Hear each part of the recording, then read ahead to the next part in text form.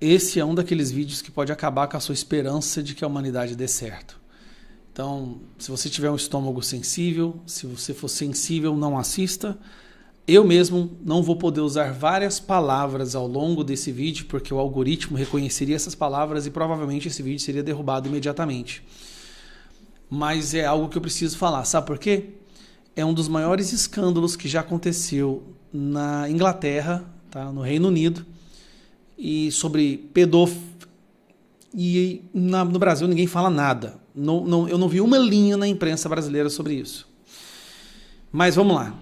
Recentemente, Elon Musk comprou uma briga com uma força muito pior, muito mais perversa, muito mais maligna e diabólica do que o Alexandre de Moraes e o STF no Brasil. Acredite ou não, é muito mais perigosa. Mas você vai entender o porquê que ele se sentiu compelido a comprar essa briga. Recentemente, ele pegou um certo interesse sobre um jornalista que está preso na Inglaterra, tá? Foi condenado a 18 meses numa solitária, 1 ano e meio, não é uma prisão qualquer não, numa solitária. Ninguém nunca na história da Inglaterra tinha sido condenado a cumprir todo o seu período de prisão numa solitária.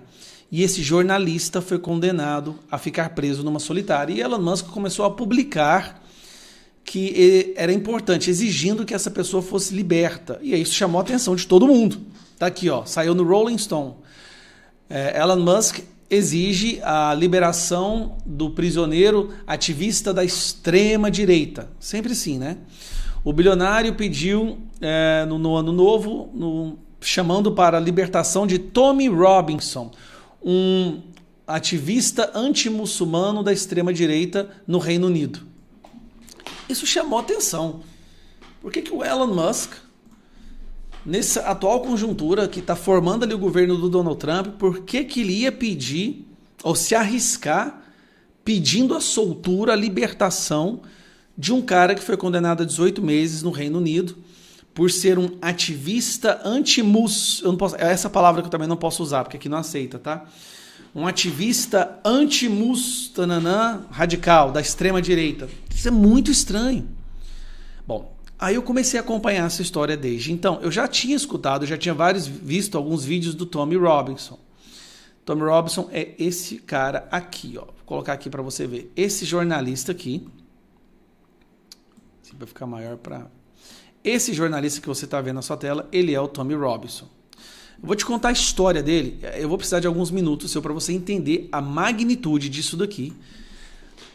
Porque está sendo agora descoberto o maior esquema de pedófilo por parte da esquerda no Reino Unido, acobertado pela esquerda, onde os pedófilos são, na sua esmagadora maioria, imigrantes muçulmanos que a esquerda trouxe para o Reino Unido para ganhar votos. Você vai entender, vai com calma. O que acontece? Há uns anos atrás, um adolescente numa escola viralizou um vídeo, um adolescente né, do Paquistão, viralizou um vídeo de um garoto jogando água na cabeça dele, derrubando uma garrafa d'água na cabeça desse adolescente, um garoto britânico, tá? Um garoto do Reino Unido, um adolescente do Reino Unido jogando água. A esquerda usou isso como se fosse homofobia e usaram isso sem parar, destruíram a vida desse garoto que estava jogando água, da família dele. Foi uma coisa impressionante, né? E levantaram a bandeira de que homofobia, racismo, nazismo, aquela coisa toda. Toda a imprensa apoiou o menino que estava recebendo água na cara, como se ele fosse a vítima que precisasse ser cuidada. Eu vou encurtar muito a história, mas você precisa entender isso aqui. Eu nunca gravo vídeo dessa altura, desse tamanho, mas você vai querer acompanhar. Toda a imprensa esquerdista comprou essa história, adotou essa história, xingou o menino que jogou, o menino britânico, e ficou defendendo o menino lá do Paquistão, acho que era Paquistão, muçulmano, né?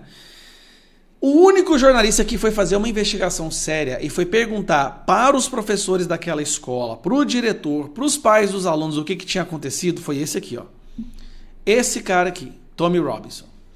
O único jornalista que se preocupou a ir atrás da verdade. E o que ele descobriu? Que aquele menino adolescente, isso por quem falou foram os professores, o diretor, o conselheiro, os pais dos outros alunos. Aquele adolescente, Ele fazia bullying, ele molestava, violentava, xingava e batia em todo mundo da escola. Inclusive, naquele dia, ele tinha ameaçado de estupro a irmã do menino britânico, que jogou água nele. Aí o Tommy Robinson perguntou, beleza, mas por que vocês não falam isso? Vamos colocar isso na imprensa. Eles falaram, os professores, o governo nos pagou para ficar calado. Depois o governo fechou essa escola, pagou a imprensa para não falar a verdade. E esse menino foi convidado para todos esses talk shows, sabe? Esses shows de entrevista para contar a versão dele, para ficar se colocando como um coitado. Tommy Robinson foi lá e disse a verdade. Ao dizer a verdade sobre o que tinha acontecido, ele começou a investigar isso daí. E nessa investigação, ele descobriu que nas últimas décadas, isso, gente, está tudo aqui, os relatos estão todos aqui, eu estou acompanhando tudo aqui no perfil do Elon Musk. Ele descobriu que havia um grupo de imigrantes que foram trazidos pela esquerda que haviam eu não posso falar as palavras, mais de 250 mil meninas britânicas nas últimas décadas. Nesse século, em 24 anos, mais de 200 mil meninas, crianças britânicas haviam sido estupradas por esse grupo de mus que havia sido trazido pela esquerda britânica. E aí vem a parte chocante. Quando os pais dessas crianças, ou até mesmo as crianças, iam denunciar que elas haviam sido estupradas por uma gangue, e não era uma pessoa não, tá? São gangues fazendo isso. Vários homens de uma vez. Quando ela ia para a polícia para falar o que estava acontecendo, cara, aspas aqui, a polícia, o FBI, a justiça britânica foi completamente sequestrada pela esquerda. Completamente. Quando eles iam lá para denunciar o que tinha acontecido, sabe o que a polícia fazia? A polícia indiciava os pais da criança, a criança, prendia muitas vezes a criança. Eu vou te contar uma história, só para você entender. Uma criança de 13 anos, que estava dentro de uma casa com vários homens conseguiu fazer uma ligação para a polícia. A polícia foi até essa casa, tinham vários homens mus. A polícia entrou nessa casa, eles viram que a criança estava drogada, tinha sido alcoolizada, com 9 homens lá dentro. Sabe o que a polícia fez? Prendeu a criança e depois a justiça britânica, não estou brincando, tá? A justiça britânica condenou essa criança. Não interrogaram os homens, não fizeram nada. Qualquer coisa que você falar contra esses imigrantes lá é considerado como xenofobia, é um crime, você vai preso. Então ninguém fala nada. Muitas vezes os pais das crianças que são eles nem sequer prestam queixas, com medo de terem suas vidas destruídas. Olha o nível que chegou o Reino Unido.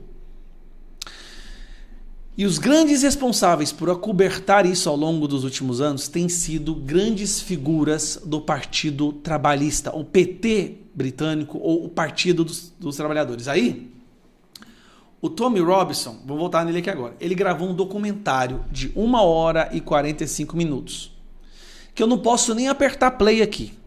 Se eu apertar play nesse documentário, esse vídeo é imediatamente derrubado, porque essa plataforma que você está assistindo proibiu esse documentário de existir. E a única coisa que ele faz nesse documentário é mostrar os documentos, os relatos, os testemunhos das crianças que foram estupradas. Você não está ouvindo errado. Ele colocou os testemunhos dos pais, das crianças, os documentos, as provas, as evidências, mostrando que no Reino Unido existe uma estrutura gigantesca que envolve centenas, milhares de pessoas, de organizado pelo partido da esquerda e pela esquerda. Ele mostrou provas disso. E agora, por esse vídeo, ele foi condenado a 18 meses numa solitária. Preste atenção, 18 meses em uma solitária. Então, nesses últimos meses, nessas últimas semanas, basicamente, eu não posso é o documentário de novo.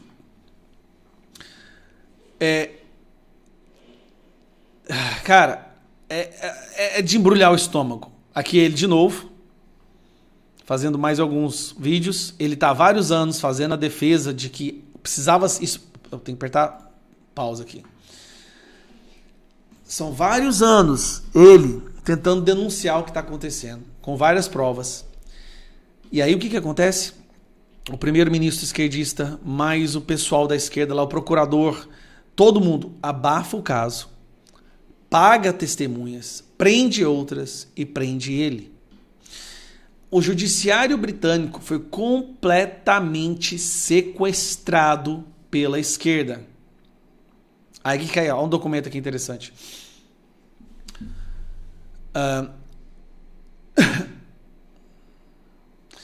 Um professor, Ella Cockbain, descobre na sua pesquisa que 96% dos stup em gangue, essa palavra aqui, ó, esses criminosos que cometem stup em gangue, não é sozinho não, são vários homens juntos, são não brancos e 80% são paquistaneses. 80% desses homens que estão fazendo esses são paquistaneses. Eu tô assim, eu arrepiei, cara. É algo surreal o que nós estamos vendo aqui. Surreal. Você não vai. Esse cara aqui é o chefe lá do Partido Britânico da esquerda. Esse aqui, ó. Ele tem escondido isso durante décadas. Décadas.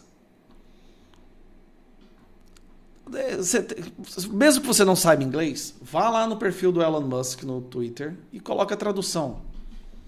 Bom, eu acredito que eu não cometi nenhum equívoco ou até mesmo um erro da política interna para não ter esse vídeo derrubado.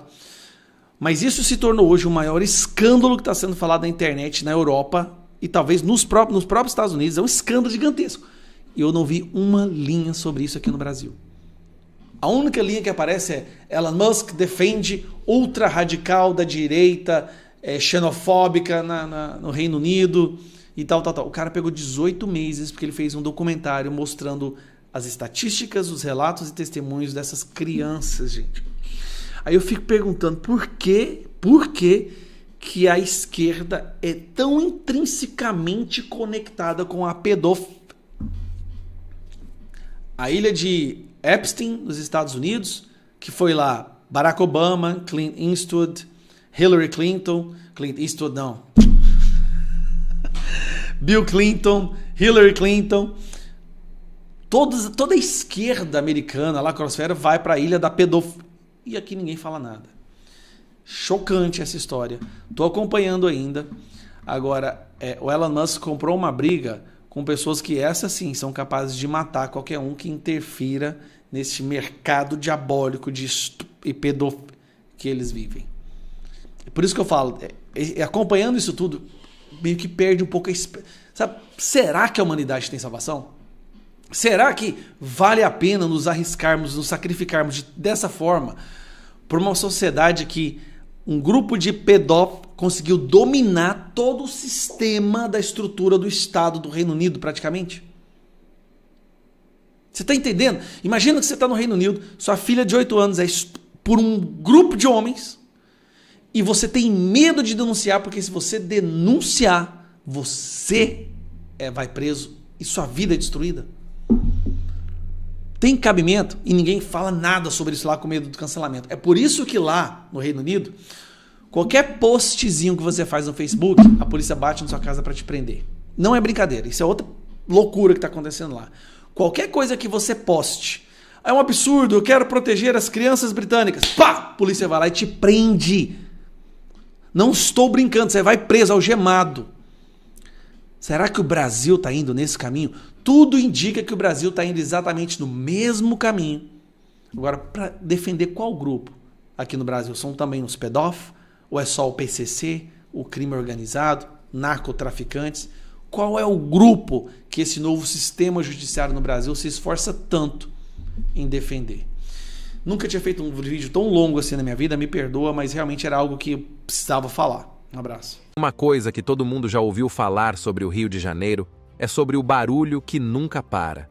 Mas, dessa vez, não estamos falando de música ou samba. Tiros, operações policiais e disputas de facções fazem parte do som ambiente de quem vive nas favelas. E não pense que isso é coisa de novela ou notícia sensacionalista. Essa é a realidade diária de milhares de pessoas. Mas o que pouca gente se pergunta é: como o Rio chegou a esse ponto?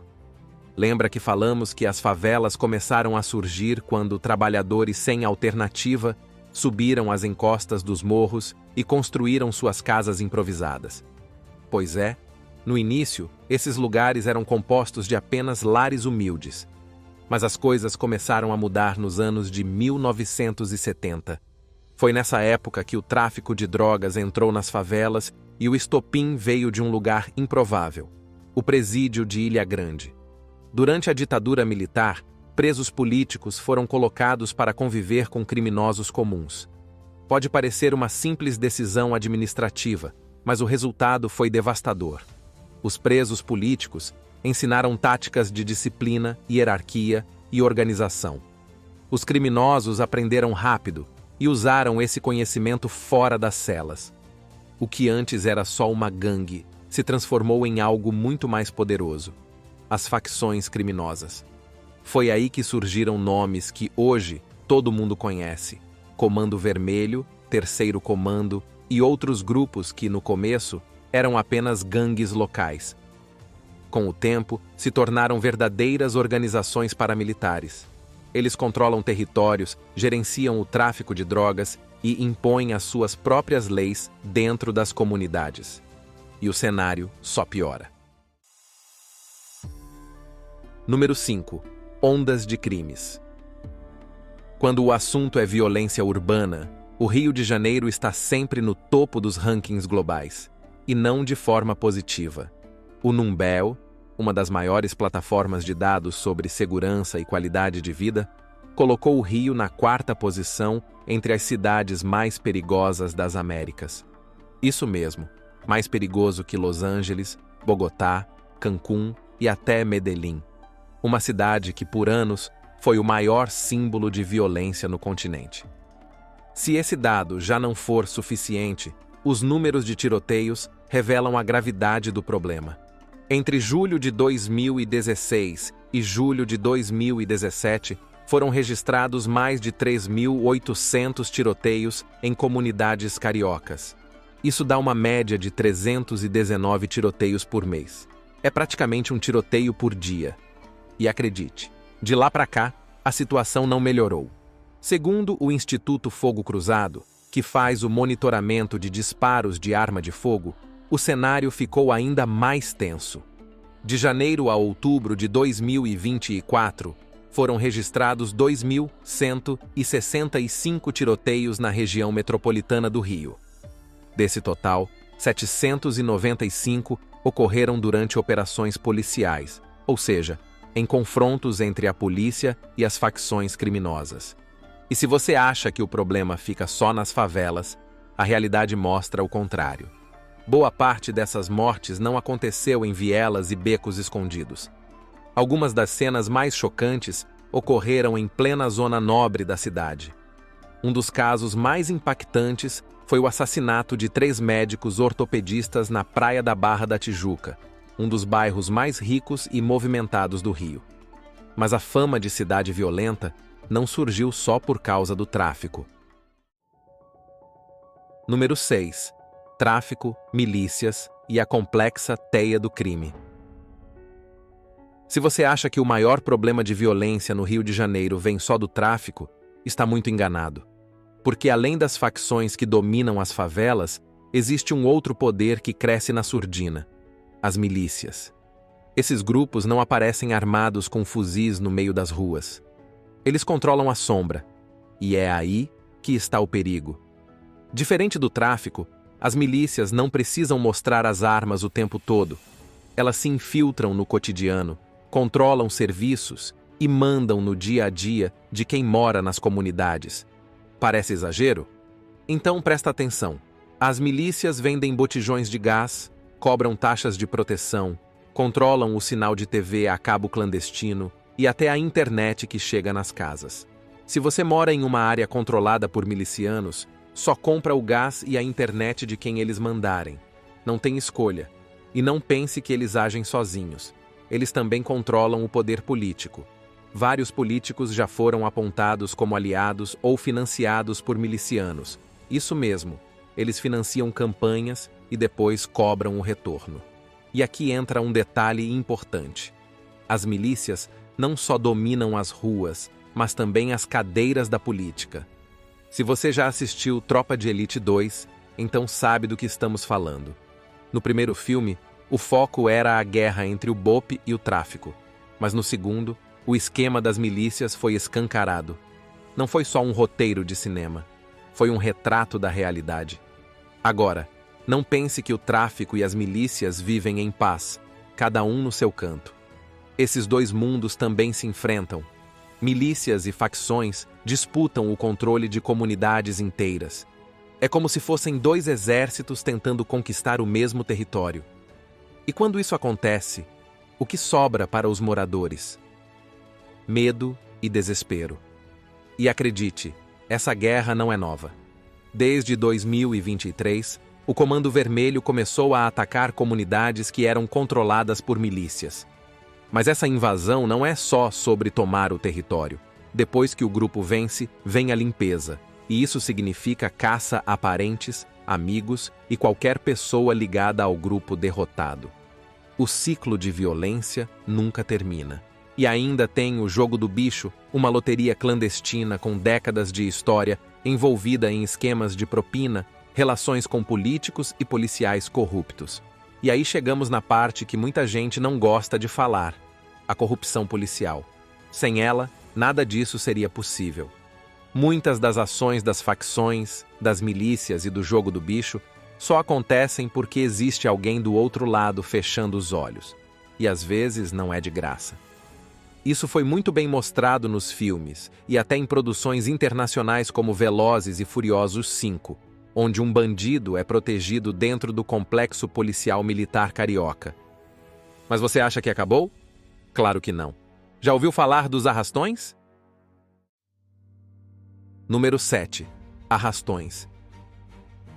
Se tem uma coisa que deixa qualquer um em pânico no Rio de Janeiro, é o famoso arrastão. Todo mundo já ouviu falar e, infelizmente, muitos já viram de perto. O arrastão não tem hora nem lugar. Pode ser na praia, no ônibus, no metrô e, mais recentemente, até no meio do trânsito.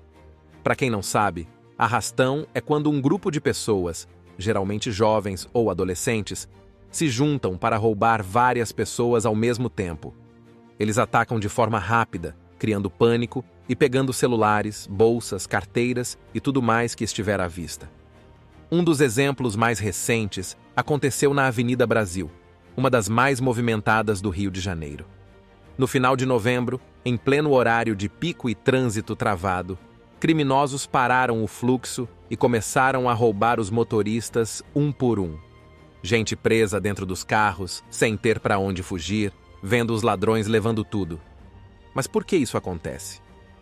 A explicação não é tão simples, mas todo mundo sabe que a desigualdade social tem um papel importante. De um lado, gente com celulares caros e relógios de grife. Do outro, uma juventude que cresce em comunidades onde faltam escola, emprego e oportunidade. Quando o Estado não faz sua parte, o crime faz. Número 8.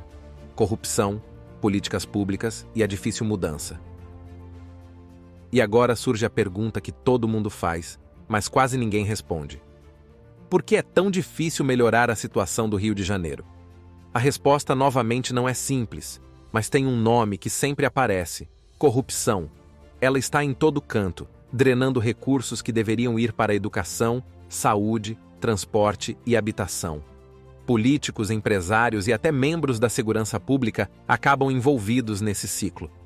É um jogo de interesses onde, no fim, quem perde é a população, que fica presa entre a cruz e a espada.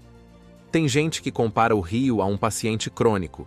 Tem potencial, tem tudo para se recuperar, mas precisa de um tratamento longo e sério. O problema é que o remédio nunca chega na dose certa.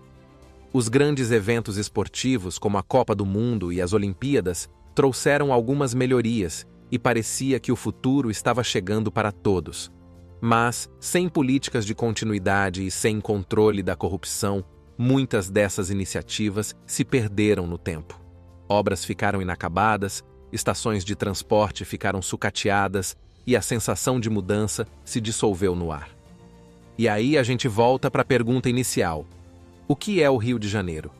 É um paraíso tropical ou uma cidade marcada por violência e desigualdade? A resposta é que o Rio é duas coisas ao mesmo tempo. É a terra das paisagens incríveis, do pôr do sol no arpoador, do samba no pé e das praias lotadas.